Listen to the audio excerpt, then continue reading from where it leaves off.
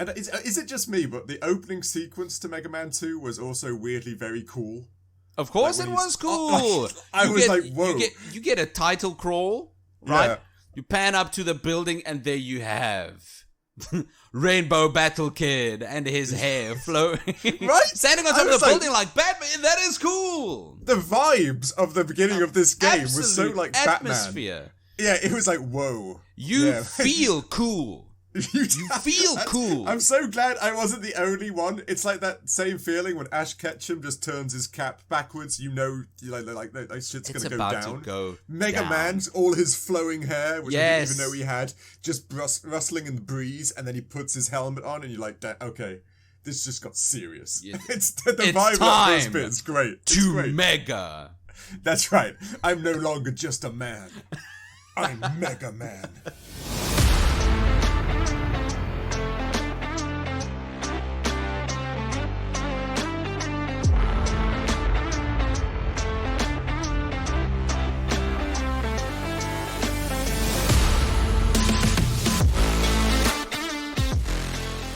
Hello and welcome back to a brand new episode of everyone's favorite podcast, the Critical Arcade Podcast. I'm your co-host, Nick. And I'm Dave. Hello, Dave. Hello, Nick. Are you well? Yes, I'm well, thank you. I'm actually doing, I think would be the perfect way to describe it. Ah, okay. I thought that was going to go something greater, like I'm doing great, I'm doing fine, I'm doing super. No, just well, okay. It's good. Well's good. I could say that I am doing absolutely fantastic because I can't stop playing Persona 3 Reload. I could say that. Right. This made me laugh how I've got you, I've made you a fanboy now of the Persona series. You have. It wasn't just me. Like, granted, Persona 5 was very good. Yes. But now, like, I'm glad you're enjoying them because, like I said, I've been a big fan for a long time. I love that you've probably been playing Persona 3 more than I have recently. Ladies and gents, for some context, Dave is guilty for getting me into the Persona series. Yes, very much so. You owe me a lot.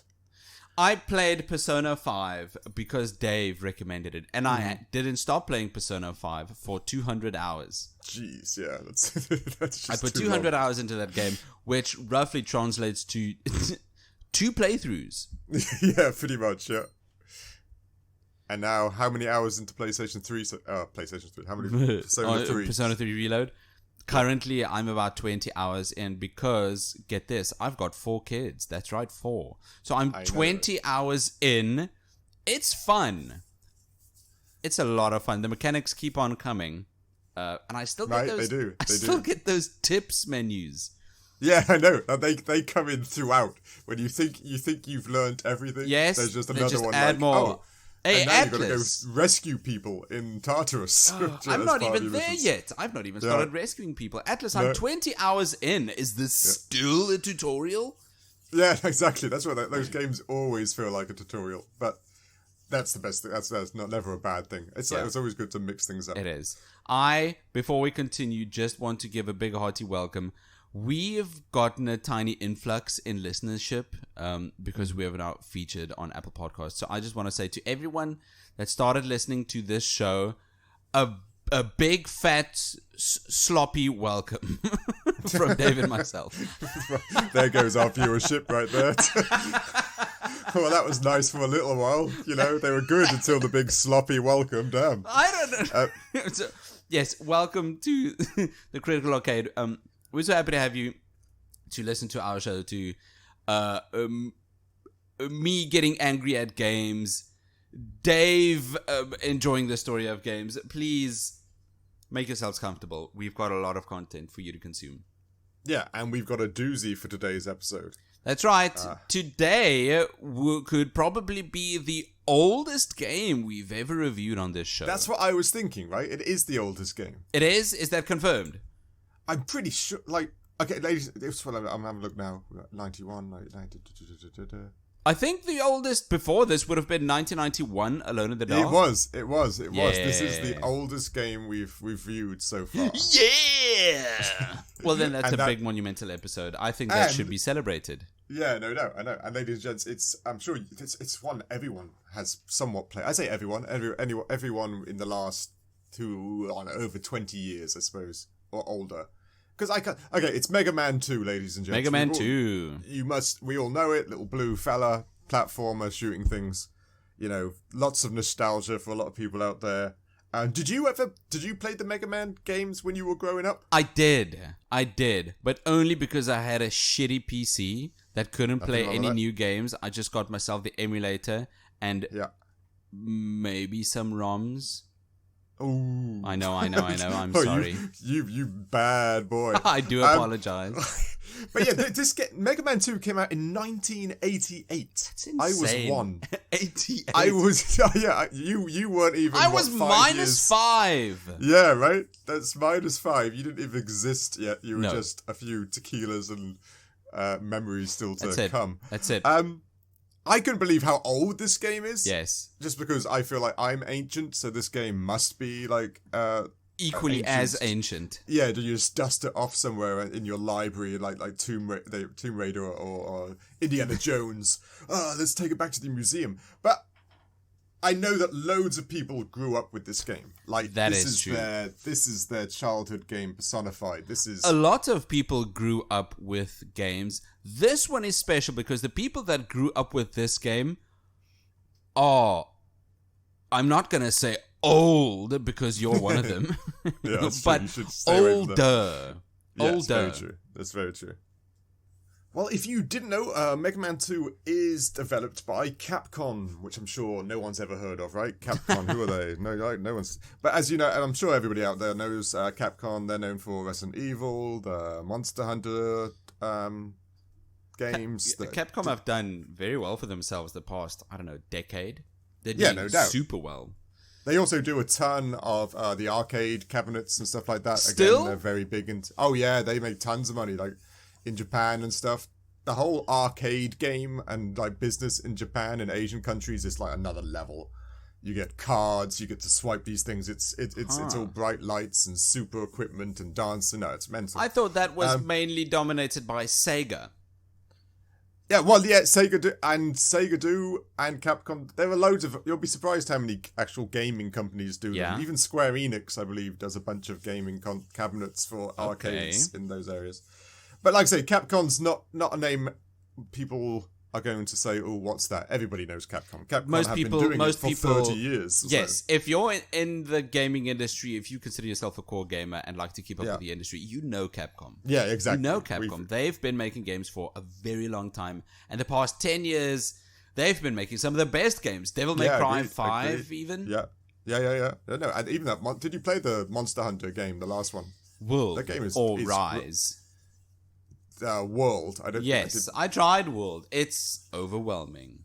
It's hard. World was hard. It's definitely one of those games which is a lot more fun with friends because, damn, it's complicated. It is, but have you tried playing it with friends? The co-op is broken. I know, the co-op is supposed to be super difficult and super hard to just join and stuff. Yeah, I know. So shitty. I remember. But anyway, Mega Man 2. Mega Man 2 was also, it's so strange, I was going through the history of it. It's also one of the year it came out. 1988, right? Yes, one long time ago. It was actually ranked. It is ranked one of the best games of all time, still by IGN and all those lists out there. And strangely enough, the first Mega Man didn't actually make much money.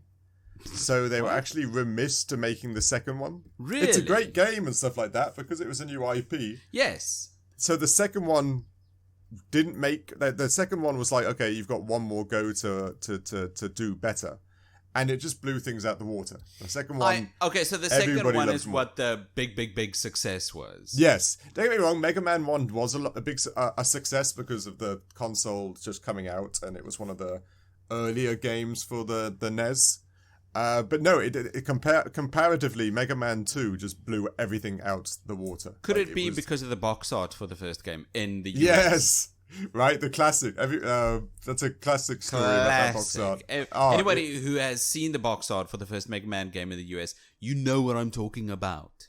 Yeah, it's voted like one of the worst ever artwork on a box cover in history. Justified. It's horrible. Because it's just a bunch of pictures. I can imagine that that box art is solely responsible for this game only being big in Japan. Yeah, right. Do you know about the box art for this one? No. The weird thing. No. The box art for this one. No, it was good. It was better. Okay. The artist, back in the day, because we didn't really hugely have like emails and all the other things coming on, the artist was told to draw a front cover for this game. But he didn't really know much more about the game. He knew that it was a boy/man in blue and he's trying to save the world. So the cover art for Mega Man 2 has got this like young man shooting an actual pistol. I'm looking at it now. He just looks like a pilot's outfit. Yeah, that's right. It does and look like a pilot.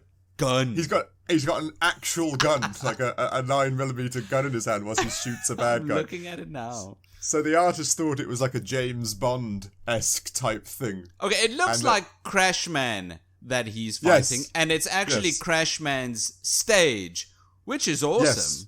I don't know. Like I say, he got some brief, but he just missed the whole Mega Buster arm cannon part of the scenario, which was quite funny. Oh, but it's hilarious. Iconic now, so it doesn't particularly matter. That's a lot of fun. Oh, and do you know why? Of course, Mega Man in Japan is actually known as Rockman or Rokuman. I heard there was 2 versions to it. Both of them sound plausible. The most commonly agreed upon one is that his sister is called Roll. So he's rock and roll because rock and roll. That sounds like something Japan would do. Yeah, and it was kind of God, I can't not say big in Japan. Like you can't say it was popular. It's big in Japan just because of the song. Say it. Also, there was another thing. One of the directors thought because a lot of the mechanics in Mega Man 2 use the rock paper scissor aspect to it. Yes. That Rockman made more sense in regards to vulnerabilities and strengths. Ooh, so I like that one. Yeah, that was kind of That's cool. The one I'm going with. That's the one I'm going with because I wrote that down in my gameplay. That's a note for my gameplay in Mega Man 2. Oh, okay, you know what? Let's get into this segment because that's a very good one. Let me just one more thing. Do you know what the other 3 names Mega Man might have been called? It was this would crack me up. So I know the red Mega Man is called Zero. Yeah, he's cool. I liked him. I don't know. Could it be something down that rabbit hole? Is he called Null? No, Mega Man's. Mega Man was named Mega Man, but he had 3 other names they were considering before what is it? Mighty Kid. Okay. Knuckle Kid. Kid? You can't say that. And my favourite, Rainbow Battle Kid. Let's just put Rainbow in there because that's Kid. You're sitting in the Japanese conference room. Yeah, right. Battle Kid. Why Rainbow? Was that like the hot word at the time? Like, it's because of his rogues gallery. That's because the people he's fighting, they're diverse as a rainbow. Yes, I guess that's true. That could be it, because battling rainbows, I don't know. They've got weird naming conventions. Yeah, so there's a universe somewhere where it's not Mega Man, it's Rainbow Battle Kid. Yeah. Okay, I'm not surprised. They make up stuff like Triangle Strategy, Unicorn Battle something. That's true. The names of their things are pretty mental. Yeah. There's no doubt. Well, to us, I'm sure it's delightful for the Japanese and Asians. To which I am happy for them. Yes, I agreed. Narrative. Should we jump into narrative? It's narrative. I've got one. I know, right? Ladies and gents, it's it's so hard to review these like NES games and stuff like that from the past because the narrative is like a paragraph. That's it. It's all about gameplay in these games. Even then, that's what they had. That's not what we have. That's what they had for the game. A paragraph. And they built an entire game around that paragraph. And that was fine. That was good enough. No, agreed. Like, let's face it, like Duck Hunt, there's no like story. You're shooting ducks. Dog laugh at you. That's it. Yeah, Mega Man's just trying to fight Peach, but she's always in not Mega Man, Mario is always in a different character castle. That's it. And again, Mega Man 2. Not much. No. I mean, I've got the narrative is the evil Dr. Wily is up to no good, and you, Mega Man, have to stop him. That's it. There you go. That's all I've got. That's it. That's the story. by its own count, he does make robot counterparts to Mega Man, which is kind of story-esque, as in, what was it? Metal Man, Air Man, Bubble Man, Crash Man, Quick Man, Flash Man, Heat Man, Wood Man. Yeah, I'm about to say that I needed a rhythm there by all accounts. You should have. That was really good. And that makes sense. Dr. Wily, who's much more of an engineer than a doctor. Yeah, it's very true. They always give doctorates to these bad guys all the time. That's true. That's right. No, you're not a doctor, well. Eggman. It's true. I want to see his Harvard, and I want his placards on his wall. I want to see if he's really a doctor. Yeah, no, he's just going to fake one. And I did like the ending. I don't know. It's a spoiler. It is, okay, spoiler alert. This is the ending, I'm sure.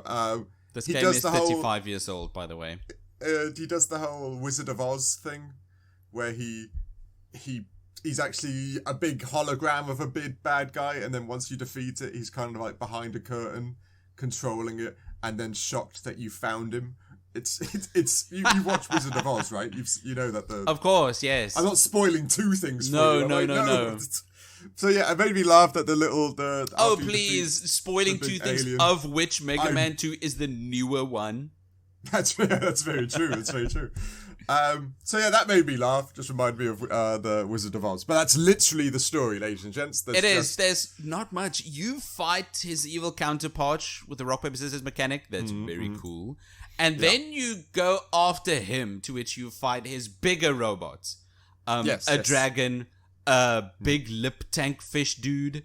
Yeah, that's right, yeah. And then a boss rush, and then at the end, a secret. Is it a secret boss, or is it the true boss? The alien. I thought that's the true boss myself. I didn't know that's the hologram, so to speak. Is that the hologram, the alien? That's the hologram, I see. Yeah. I never got there, though. Oh, I didn't do it this play run through. I'll agree. I'll tell people out there this is probably not a nice thing to say as a gamer. I years ago played this game with cheats on. Hell yeah! Haven't we all? If you played The Sims and not at any point typed in Rosebud, you're lying. You're lying and you know it. Yeah. Even I'm one of those people who stands on the line and says Sims should be played properly, but I must admit I've written Rosebud once or twice just because it was frustrating. But yeah, I played this game, cheated, and got through all the way to the end. I don't mind. Why? This game's 35 years old. Yes, this game is hard, but that can come later. It's hard as balls. We'll get into damn, like shit. Okay, narrative, that's everything, right? That could be it. I like the diverse cast. I like the different settings you go to. Partly that's visuals and audio. Yeah, I got that down, visuals too, yeah. Then let's go into visuals. Yeah, let's. What I've always liked from the Mega Man games is the distinct level designs. Mm-hmm. Even somehow, after 10 Mega Man games, they managed to make 9 cool, distinct levels for each. Yeah, and this is actually quite a big deal if you think about the restrictions the cartridges had back then. Yeah. To actually be able to put in different levels, different color, different platforming aspects to each bit, and different... It's actually really impressive, and I know that all... people out there, especially youngsters, they look back at the game and go, well, that's not impressive at all. Like, look, it's just a blue guy and an orange platform. Okay. But this is actually... Snotbag, you need to understand. This game is impressive for 35 years. I'm not calling you a snotbag. The little kid. I know. Okay. Call me a snotbag if you want. I really wouldn't be bothered. But it's one of those things. When we review these games, we got to review it through the glasses of the 80s in this regard. Yes, we can't compare it to the latest games and the greatest and best old views and visuals. But so back in the day, the idea that they had the diverse color scheme and, like you said, levels relating to the end boss theme throughout the whole level, right? Yeah. If you were against the water Bubble Man, there was water aspects to the level. If you were against Heat Man, there was fire aspects against the level. It was all intricately done. Yes, and it had an effect. It wasn't just visual. It had a gameplay effect. Each one. Also, another interesting thing I was reading up. Did you know that when this game was being developed in the 1987, I'm guessing. Yeah. That makes sense. They actually asked I believe it must be the Japanese populace to send in designs for the 8 robots you got to kill. Oh. And so the whole public actually got to you know, we kind of do a lot of these things now, but the public's literally sent in by mail. They drew on paper and posted it to Capcom. Come on! They had over 8,370 boss designs, which they then tweaked to I don't know which ones they picked, but they then tweaked it, and that they got put in the game. Oh, that is my favorite. That's so cool. That's nice. For like in the 80s, I can imagine being a child then. You'd have been so amped of to draw course. something. You're in Japan or wherever. You played Mega Man 1, and then you find out they want designs for Mega Man 2. I'm sitting my ass down and I am making 20 bosses. Yeah, exactly. You can picture it. You can picture the kids. Yeah, with your pencils and your crayons and your mom's bringing you dinner and you say, "Thank you, mother. I am working." Now leave. Yeah, that's right. Yeah, that's exactly how I was as a child. That cool. makes my heart I love that because that's warm. And that was so long ago now. The idea that Capcom thought, let's reach out, or not Capcom, you know, the people who developed the game as well. Let's reach out to the populace and say, what do you want to see in the game as bad guys? There are absolutely a ton of kids who just whose imaginations exploded. Yeah, exactly. I'd do that now. If somebody told me the next Demon Souls or the next Elden Ring needs some boss designs, I would draw things and email it to it. They wouldn't be any good, but I'd enjoy doing it. That makes my heart warm and fuzzy. Thank you for that, Dave. And is it just me, but the opening sequence to Mega Man 2 was also weirdly very cool? Of course it was cool. I was like, whoa. You get a title crawl, right? Yeah. You pan up to the building and there you have Rainbow Battle Kid and his hair flowing. Right? Standing on top of the building like Batman. That is cool. The vibes of the beginning of this game was so like atmosphere. Batman. Yeah, it was like, whoa. You feel cool. You feel cool. I'm so glad I wasn't the only one. It's like that same feeling when Ash Ketchum just turns his cap backwards. You know, like that shit's going to go down. Mega Man's all his flowing hair, which I didn't even know he had, just rustling in the breeze, and then he puts his helmet on, and you're like, okay, this just got serious. Yeah. It's the vibe of those bits. Great. It's great. Mega. That's right. I'm no longer just a man. I'm Mega Man. No, I love that bit. I don't know, something so nostalgic. Yeah, exactly. Again, this was visual. I love that little visual bit. I thought it was great. It was like the beginning of a movie. But you raised this earlier because of the limitations they had on the Nintendo Entertainment System. Because the limitations of the NES, they only had so much that they were able to do. Agree. So, because they were able to get this reaction from this little processing power, it is incredible.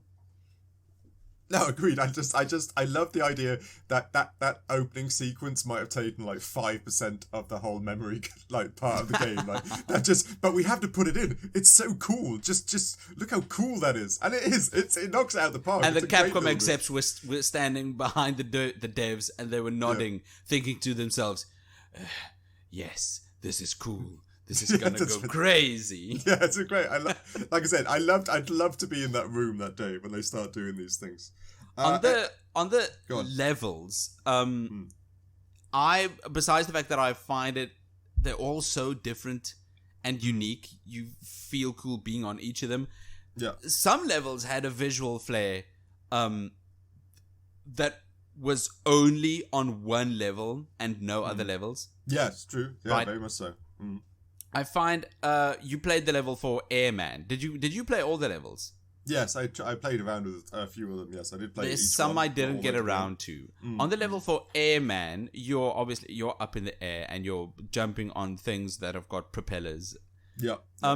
Sometimes these platforms would go behind clouds. Yes. Was that significant back in the day? You're right that the Mega Man 2 is also quite well known for actually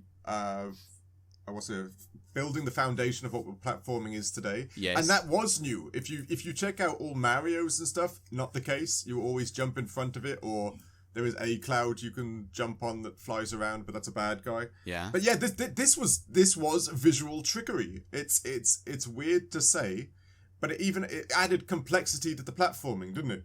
Because of jumping behind it, or even if you thought maybe there was something to jump upon there or not, this was a masterclass. It's weird to say if you watch it now, you think, that's just very basic, but it wasn't. This was new. This was layered. This was actually layered. I thought so. I thought that would be the case. Even on other levels, my favorite's probably the level for Crash Man.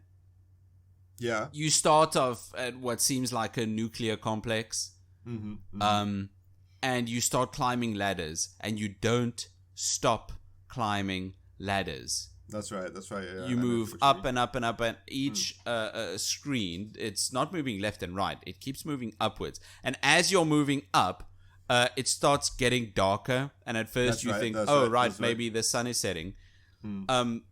Up until you get to a point where it's pitch black and you can see stars after you've climbed high enough. And then you realize it's not gotten darker. I climbed to space. But it's so cool. Like I said, it's that you're right that say you this. It's visuals. Yeah, that didn't to my knowledge. Granted, my NES era of gaming and stuff was quite limited, but that wasn't done. Like I said, to be able to show distance in this regard, like how high you're actually climbing by atmospheric lighting and darkness and stuff like that. That again was just. This was 8-bit, the cartridge. This was 8-bit, not even 16, not 32. This was 8-bit. And it's just... You're right, those little subtle things that I'm not even sure if I noticed, but because we're so used to what we got now. Yeah. They are beautifully done in this game. They are. It is good. It is so cool. And some of them are just so frustrating as well. Did you do... I can't remember the robot's name. He shoots, saw blades at you. Oh, you mean Metal Man? Thank you, Metal Man. So, I think it was his level. No, it wasn't his level. Somebody else's level where they got the appearing and disappearing bricks. Yes, that's for Bubble Man. Was the that water level. You start on the side of a waterfall. And that's right. The narrative flair that add to this is those bricks are attached to kind of haphazardly to the waterfall or the rocks beneath the waterfall. You step on them, they fall. But instantly. Yes. None of that second. jiggle. You know, in Mario, they wiggle a little bit and then you jump so you know. This is like you've got half a second. You've got no time to run. You've got no time to move. God, that drove me you need mental. to jump. This is Rockman. It really was. It was insane. You touch that platform, it falls. Oh, and then another thing. We're so used to the game, especially now. Yeah. I got to there were segments in Mega Man 2 where you get there and you're on the ground, and then there's just this hole. Yeah. And then you think to yourself, if I jump down that hole, am I going to die? Or is that the next segment of the level? And you're like, I don't want to die because I'll have to restart the game from the beginning. I'm like, and so I actually found those bits really stressful. Where it's actually just a scene change, but I think you don't know. You don't jump down know holes. For sure. Yeah, the last hole I jumped down, I died. Oh, those things. I know it's simple, but that just put me under stress. I was like, damn it! If this is an actual hole, I'm gonna be so pissed off right now. But that's because in a game like this, if you doesn't matter how much health or power you've got. No, true. Right? Yeah. You don't fall. Take a bit of damage and they respawn you. No. You die. You lose a one up. And you start from the last checkpoint. Yes. Is there anything else for visuals that we've got? That's about everything. It is very pretty for what it is. Yeah, exactly. For a game from 1988. It is good. It looks good. I was impressed, but not as incredibly impressed as I was for the audio. Go on, audio, man. Jeez. Damn. Holy shit. The audio for this game. This is 35 years old. Right. 35. The soundtrack is better than games releasing today. And I'll tell you that the music in this, there was like 4 or 5 different versions, and each time they had to cut it and slim it down more and more. Yeah. Again, due to the limitations on the cartridge itself. So actually, this is like the lean version. That's fine. Really if you're telling me they wrote 3 minutes and they were only able to pick the best 30 seconds, they succeeded. They succeeded. You've heard of the genre called chiptune. Slightly elaborate. What does that mean? So chiptune is the genre of music that sounds like this. They were made on 8 or 16-bit processors. A lot of people. There are some composers. One of them is called Trey Frey. He uses 4 Game Boys that he's modded, right? Yeah. To make music. That's it. He's just 4 Game Boy Colors that he plugs into his audio workstation, and he makes music on them. That's called chiptune. And the soundtrack for this is peak chiptune. Yeah, I'm not surprised. Yeah, it would have to be. There are some levels. Let's take Airman. Right? In the soundtrack for Airman's level, there's a bit where the melody repeats itself. No big deal. Melodies repeat themselves all the time. Yeah, fairly common. Yeah, exactly, yeah. But in this specific case, the second time the melody is repeated, the entire 2-bar melody is moved forward by 1 beat. And that is significant because most melodies, most harmonies and music work on a 2-beat basis. So let's say in a 4-bar melody you get 1, 2, 3, 4, 1, 2, 3, 4. Meaning if a melody is moved forward, usually the less risky option would be to move it forward by 2 beats. Yes, it's to keep the tempo or whatever. Exactly. In this case, no, they don't do that. They move it forward by 1 beat. So it's got an upbeat the first time it's played, and it's played on the beat the second time. That is... That's incredible. I know for my music nerd brain, that's more incredible than most people. But this is a soundtrack to a video game that's 35 years old. So that's a complex music device. Yes, it is. That they're putting in this 8-bit and you know soundtrack to a Mega Man game, right? Sorry, I'm interrupting you. Yes, you're right. You're right. It is. And you know what's even cooler? Go on. It's not even the only one.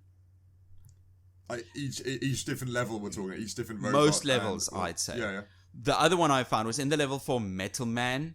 Yeah. In the peak of the melody, right in the middle, there's a split second of silence. Complete silence. Yeah. That's right. No melody, no harmony. I think not even a percussive strike. This employs an ideology from jazz music. Jazz music.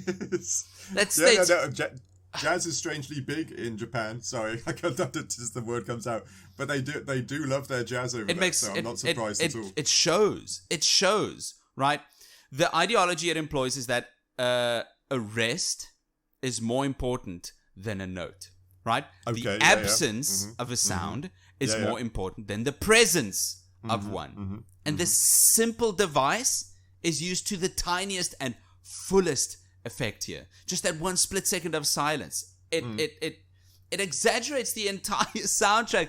It's insane to me that this is in a game from 35 years ago. No, like I said, you're audio man. That is, like I said, I didn't even notice any of this. I'm sorry, it's just my music nerd brain. It's always good to learn and stuff like that. Out of curiosity, I was wondering, when you say it ran on 2 and then went to 3, does that move up the song to be faster? It doesn't. It keeps the tempo. It just... Yeah. If you're listening to the song with a metronome, it makes sense. But instead of 2 moving to 3, it's rather moving from 4, which is the upbeat, to 1, right? Which is the start of the bar. So it's got 2 phrases. One, it's using the melody as an upbeat, and the second phrase, it uses it on the first beat, on the bar. Moving the entire melody up by 1 beat. So the tempo doesn't change. I just need to listen to that melody again after this recording. Out of curiosity, I was just thinking now, and because I know you listen to this, did the soundtracks to each level denote any regards to the bad guy as well? You know, was the music for Bubble Man more aquatic than anything else? Was the You're right. Mine That's actually the faster or perfect something? example. That's what I was wondering, right? Yeah, especially Bubble Man. I can't think of the rest. Bubble Man. And Metal Man 2, I think. It's got some saw rips in right? in the soundtrack. But Bubble Man especially, you can hear some bubbles popping or forming in the soundtrack. So they employ the boss's concept into the soundtrack as well, which is excellent in its own right. Yeah, it's again, ladies and gents, we talk about these things because yes, any game now, if you're in a water world, it's all like toned out or feels like you're in an echo or something like that. If you're it's all very commonplace now, and it's used a lot, and it's all a lot easier to put in. You got to remember this was 35 years ago.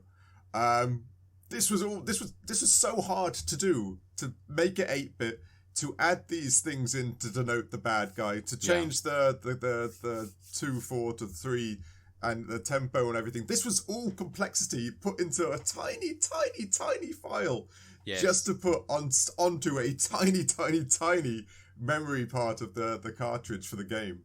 It is kind of insane if you break it all down. It really is. It's such a it's a technical feat really to get I agree. This amount of game that is still being played today onto something that is a couple of keystrokes. It's what today would be considered a notepad file, a text file. Yes, agreed. Yeah, 100%. Just like not even like a K and a half. No, right? not even that. Right? It's smaller than a Google Word document. Yeah, I can imagine it would be tiny. It's crazy. It's crazy impressive. how games really is impressive. Evolved to what they were from. Anything else audio-wise? No, let's move on to gameplay. Right. Oh, gameplay. First thing I wrote down. This is hard as hell. Yes, hard as balls. This is difficult. Like bloody hell. I remember I was around for the NES, or at the later end of the NES period of games, and the games were always hard. There's not one game on the NES that I remember being, I completed that easily. And gaming back then was always hard, but I forgot it was this hard. But that's it. This game is hard, but sometimes I think it's that unfair old school hard, right? It'll drop you on you'll move to a new screen and you'll just fall on top of an enemy taking damage. Yeah, that's right. There's nothing you can do about it. You'll climb the ladder to the next area and somebody is shooting at you through the wall. You can't shoot them. No, you're on a ladder. Mm-hmm. Even the jump gaps are almost frame perfect. Yes. You know, Mega Man, to his credit, he can't jump for he just can't jump much. So if you mistime that jump by just 3 mil, you're not making it to the other side. No, sorry. The amount of times I accidentally jumped to my death was driving me mental. I think that's why they called him Rockman. You reach terminal velocity instantly. and you just sink down like a rock. This game... Go on.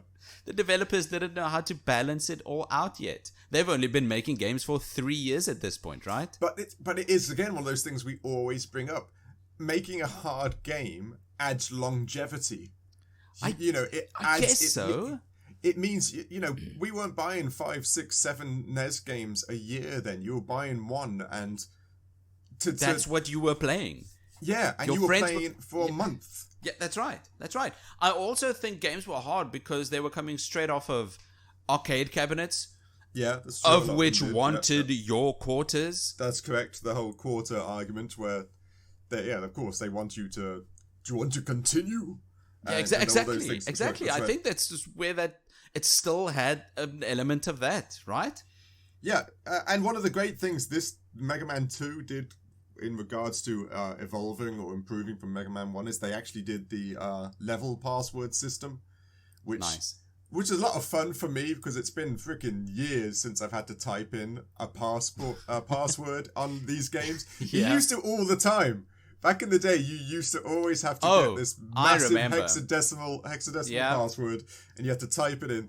there's something weirdly nostalgic about that. Of course. Are you kidding me? If I sit down and think for 10 minutes, I'm pretty sure I can remember some Aladdin passcodes. Yeah, right. Yeah, exactly. And I remember it's going to be a weird one. You've heard, you must have heard of the Golden Sun games for the Nintendo DS. Or I know exactly what you're going to say because I had this exact experience.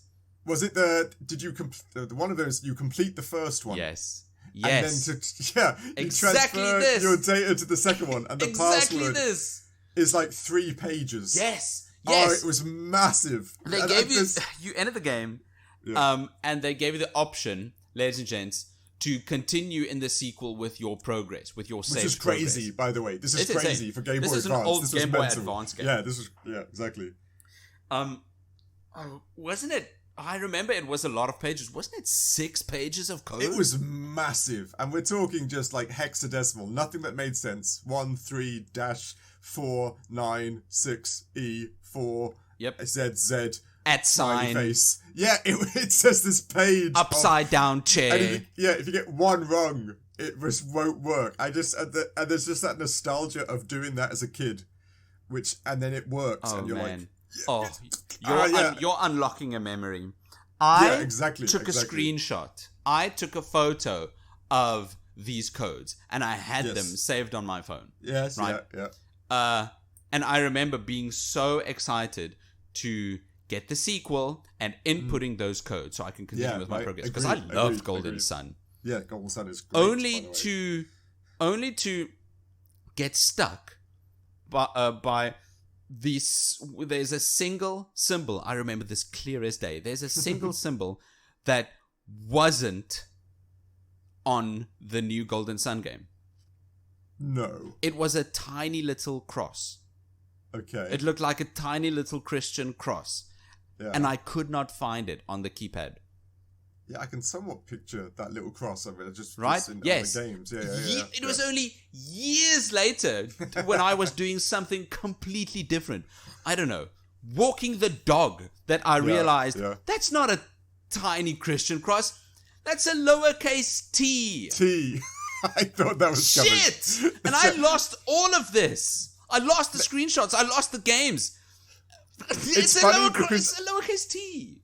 You say that because I think, not that I had the same thing, I think I can almost picture the exact symbol you're looking at, and I can see, because it does look out of place. Yes. The symbol, so it does, because you thought it was a symbol, a lot of the symbols on the old systems always had like that extra spacing between the letters, so it made you knew it was a symbol. I know exactly what you mean. It's funny, I didn't have that problem, but I do feel for you, because that would have ruined everything, not being able to transfer your data for the gyms and stuff like that. I didn't transfer my data, and I never played the Golden Sun sequel. Oh, shame. It did ruin it for me. This is a massive tangent.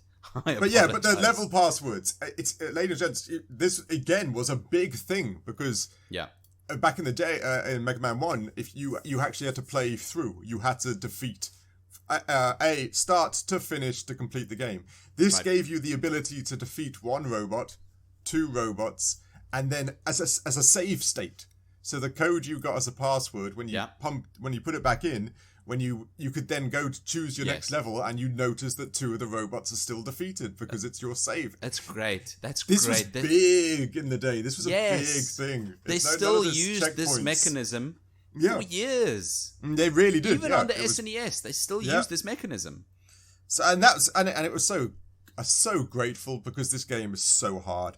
God, this game was frustrating. But it's so clever in its own right. Even some of the mini bad guys, just the bad guys of the levels, you couldn't kill if you didn't have the right weapon. There were these little, I don't know what you call, like little mole things that look like the heads of a nail or something that slid across the ground. Oh, I just jumped over them. How do you defeat them? I couldn't. If you get close to them, they do a springy, wingy bit. Yes, but they I know do exactly it so what you're talking about. The little slinky. If you get the bubble gun, the bubbles run across the floor when you shoot it, and it kills it instantly. Which, again, all these levels had that complexity that if you had the right gun, you made them a ton easier, because you were just like Pokemon, you were super effective and stuff like that to the bad user. It's so clever, so hard. this game was this.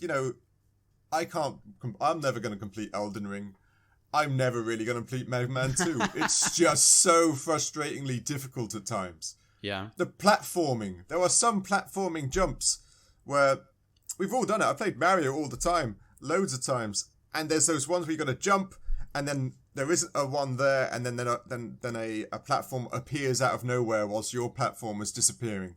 So you got to make a jump before it disappears. You got to time it perfectly. But the timing on these games are so to the point that if you're slightly out, you're done. Back to the beginning again. And it was driving me mad. Yeah, it was driving me mental. Enjoy falling. I can totally see this game and Metroid and Super Mario being platforming royalty. Oh, yes. Definitely. And as they well should be. Definitely. Agreed. This is where the birth of platforming came from. Yeah, go on. I can totally see that. I can definitely see that. Because this game, Mario was platforming greatness. This one added combat. Yeah, exactly. Yeah, the complexity which was also of combat. Good. Mixing combat and platforming. This is almost action-adventure. Yeah, agreed. That was their niche. Especially like the boss fights. Ooh, that brings up and quite clever, right? That brings up another big gameplay mechanic that a lot of people remember this for. Yeah. The rock, paper, scissors aspect of the bosses. Yeah, no, very much so, yes. It's, right? If you think of the Mega Man bosses, that's what you think about. Yeah, and again, this is one of those things where if you get the rock, paper, scissors thing correct, the boss fights are like 70% easier. If you don't, you're in 90% easier. Yeah, like a slog of a fight because your little cannon takes 2 bars off a hit or something like that. Yes. This is one of the best parts of the gameplay for me is figuring that out. That there's a meta game here that almost no other games had at this point. There's a meta game figuring out the order of the bosses. Yes, exactly. That's what everybody talks about. There's actually the correct way to play this game. Yeah, and you know what? Yeah, I can totally see. You mentioned earlier that Capcom approached the public and asked them for submissions on bosses. Yeah.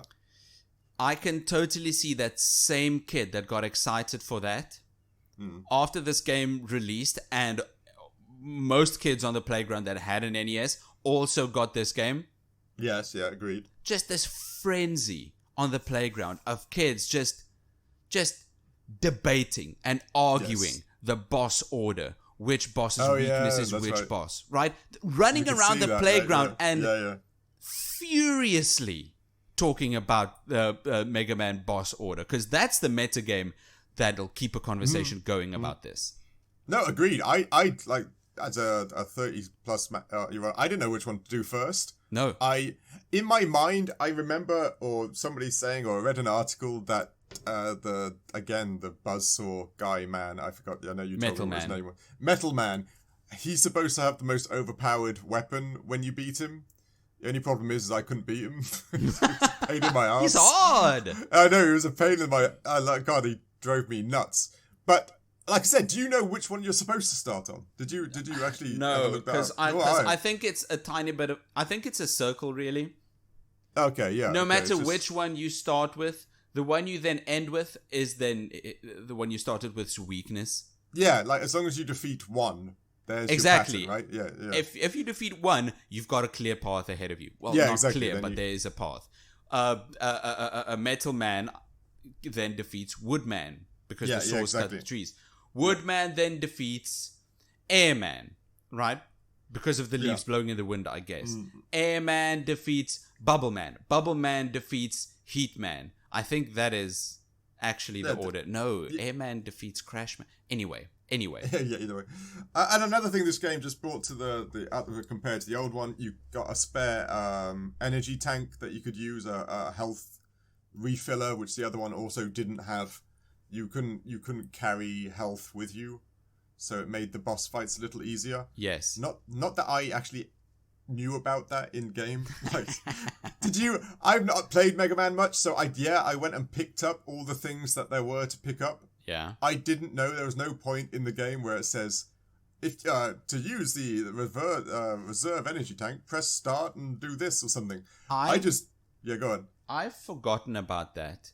But when I reminded, it felt so natural because I had Mega Man Extreme for the Game Boy Color, and I put hours and hours and hours into that game, and it does make sense in that game. I can only imagine that it would then come from earlier games like Mega Man 2. Yeah, no, exactly. I think Mega Man 2 was where it first got rolled out because Mega Man 1 was also hard as hell, and there was no recourse. There was nowhere to rest. There was nothing to do. Do you know Mega Man lore? Not really. Because there's a Battle Network type thing and Extreme games, the Extreme series that has Zero and stuff. I know I played the Battle... Is it the Battle Network? The Battle Network. That one where you play like on a grid of like, I don't know, 12 squares and you move out the way and you... Is that what that is? Or something. Yeah, I played that a long time ago. Wasn't bad. I enjoyed that as a all kid. right. Because I know there's a ton of Mega Man lore. I weirdly get Mega Man and Astro Boy mixed up. That's I know fine. it's just young boys with rockets, and I don't know why, but I've always got those two mixed up. So I don't really know much lore of Mega Man, except for... He could have, he should have been called Rainbow Battle Kid. He should have been called Rainbow Battle Kid. He definitely should have. Anything else gameplay-wise? No, that's it for gameplay. Okay, performance. How did it feel on the NES? I get the only performance issues this game had for me were normal NES issues. Yeah, exactly. Just frustration with it being on a ancient console. Yes, right? some sprites would occasionally flash. Yeah, that's right. That's fairly normal. You could, if there were too many enemies on screen and too many is 3, you could only shoot twice. Yeah, that's right. The weird loading time of your gun. Exactly. You could. There's only a certain number of sprites that could be on screen, and because your bullets are one of them, when there are too many enemies, you can't shoot much unless you stand really close. It's really weird, isn't it? But yeah, I get what you mean. Yeah.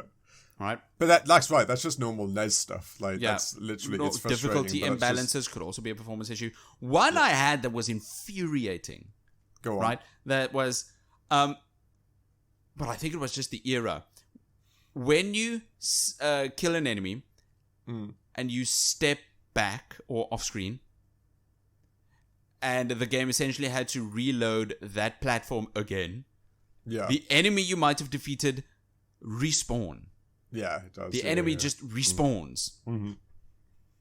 You go a screen back and you go a screen forward again. You defeat the enemy. No, sorry. If you ran back because the enemy was giving you a hard time, you defeated him a screen back and you walk back, he's there again. It's like the Dark Souls, like a site of grace. Yes. Like you've just taken all the baddies have respawned. No, this was gaming. Gaming was hard.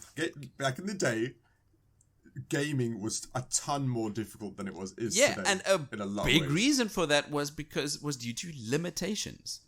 Agreed. Yes, agreed entirely. It's weird to say it, but some of the hardness or the difficulty of games is actually just how you made them compared to actually being put in there on purpose. And a big reason I think as well is because games are manageable now is because developers have learnt from their mistakes. Yes, agreed. Yes. This was the era when they were still making mistakes, like imbalances. Yeah. Yes, agreed.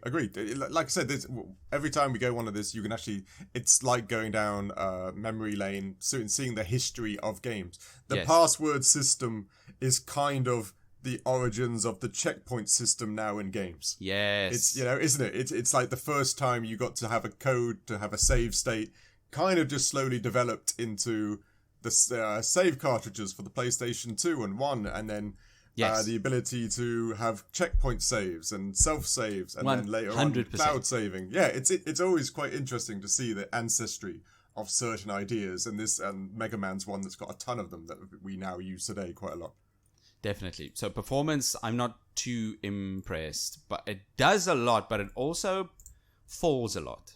It does, but that, like I said, NES-wise, that is fundamentally in the NES. Yeah, like I said, I didn't really have many... I didn't have anything else, really. It is a NES game, so it runs like a NES game. Apart from that, it was fine. Yeah.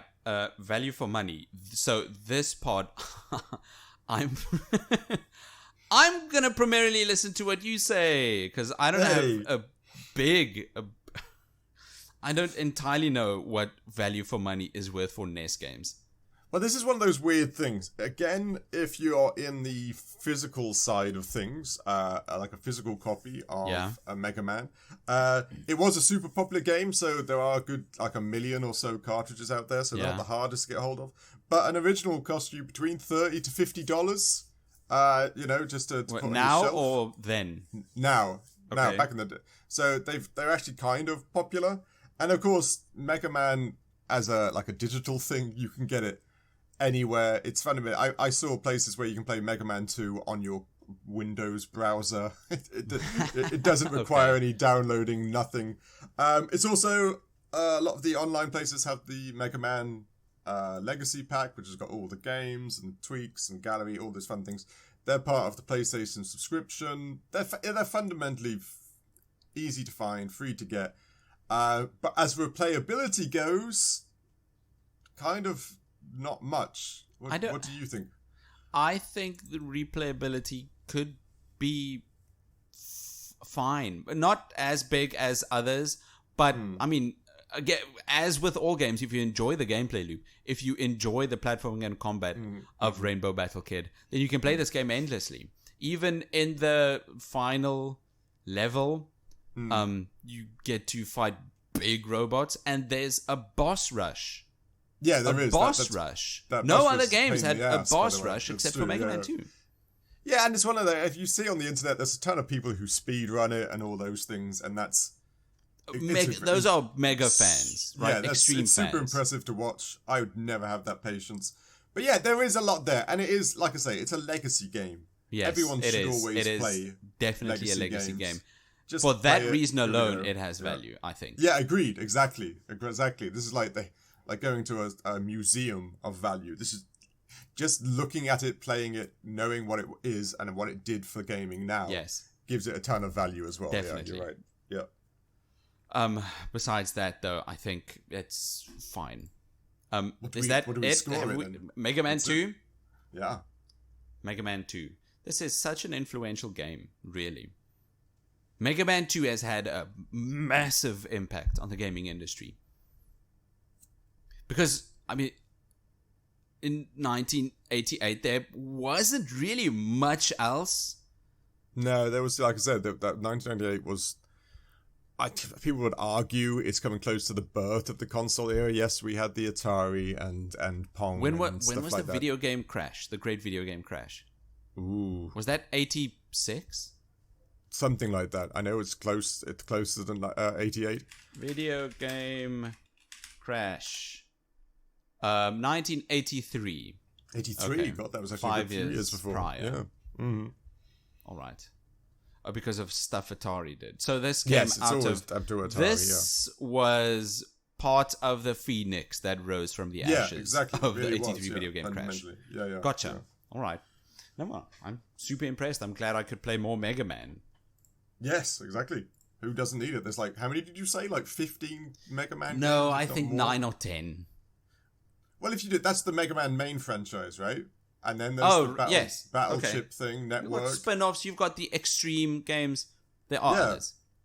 There's tons, isn't there? And of course, he's a Super Smash Bros. Character. I don't know if you really include that as a game of Mega Man. Probably not. No, like I say, I don't play it. I don't know. I was just trying to flex my knowledge at Super Smash Bros., which I have very little. I just know Mega Man's one of the people in it. Yeah. There you go. There's my flex. So, our scores for Mega Man 2, it turns out, oh no, our scores for Mega Man 2 got turned into duplicate robots by Dr. Wily. Oh no! There's a audio man, visual man, narrative man. What have we got? Value for money man. Nice, Performance man and gameplay man. And Rainbow Battle Kid needs to defeat all of them. He does though. And at the end, he defeats Dr. Wily behind a curtain, which is a dumb and... Sorry, just describing it that way, it's like, oh, okay, that's kind of dumb. But it's cool. Yeah, anticlimactic, I guess. Yeah, But anyway, exactly, Dr. Wily falls on the floor and gives us the letter grade rating of C+, which is great. Great, respectable rating. Good job, Mega Man 2. 35 years old, yeah, exactly. That's a great rating. It's the same rating as SteamWorld Heist that we for the Switch. Dragon Ball Z Burst Limit. Tons. Yeah, really. it's a good rating. score for a game that old. It is. Yeah, exactly. You can't you give it shops. It's like. I mean, it's not Chrono Trigger levels. No, not But much if you're entering the bar and you see an old man and you want to rob the old man, like as you do, and this old man turns around and he's actually an old kung fu master that can still kick your ass. That's happened to me so many times, by the way. But keep going. Right? Yeah, go on. That's why people listen to Critical Arcades, because we're relatable. Yeah, because I just stopped robbing old people because of that. But yeah, I keep going. I'm intrigued where this is going. What do you mean? No, that's Mega Man 2. That's it. Oh, that's Mega Man. Okay, yes, true. That's true. Sorry, I lost you there. I was I was going, just sitting back, relaxing, seeing where you were going on your tangent. Old men, robbing them. Kung fu. Yes. Thanking them for listening to the Critical Arcade podcast and leaving a review for the Critical Arcade podcast. Appreciating them for following us on all our social media channels, YouTube and Instagram. They, can also email us at nick@criticalarcade.com. I'm Dave at criticalarcade.com. Yes. And supporting them for supporting us on Patreon for our exclusive content like Critical Cinema and our post show. But then you're asking me, this old guy, the Kung Fu Master getting drunk at the bar, wants to know what have we got lined up for next week, Dave? Well, next week's game is, again, quite an old one. Yes. It's, I don't know if you ever played it. I never played it. It's Ape Escape 2. No. I've never played any of the Ape Escape games. Nor have I. I get very confused with Ape Escape and Super Monkey Ball, and that's just because of Same! Monkey and Ape. Same! Oh, it's not just me! Is it because... same, because the monkeys kind of... it's because of bananas and monkeys and old right. game? It's weird to say when I think monkeys. There's Donkey Kong, there's Super Monkey Ball, and then there's Ape Escape. Now, I know Donkey Kong, he's a legend. Yes, Ape Escape is a those platformer, games... right? Yes, but Ape those Escape? games came out at the same time, really, PS2 and GameCube. That's what I figured, right? They had to, yeah. They've had to. I think that's why, and I don't think we're the only ones getting confused between them. Oh, good. No, I've never played any Ape Escape, so I look forward to it. PlayStation 2 era, of course, is a great era of gaming for the world, so it's always a good time. Yeah. Look forward to playing that. Never played it. Hopefully it's good. Same. It should be good, right? Because it's a sequel, and even the sequel got a sequel. Yeah, you'd think so, wouldn't you? You would think that, but you never know. Right, you'd think so. Shit. Yeah.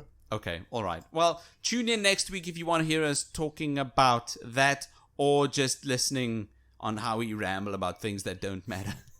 It's true. We do that a lot. Thanks for listening to this week's episode. We'll see you then. Cheers. Cheers.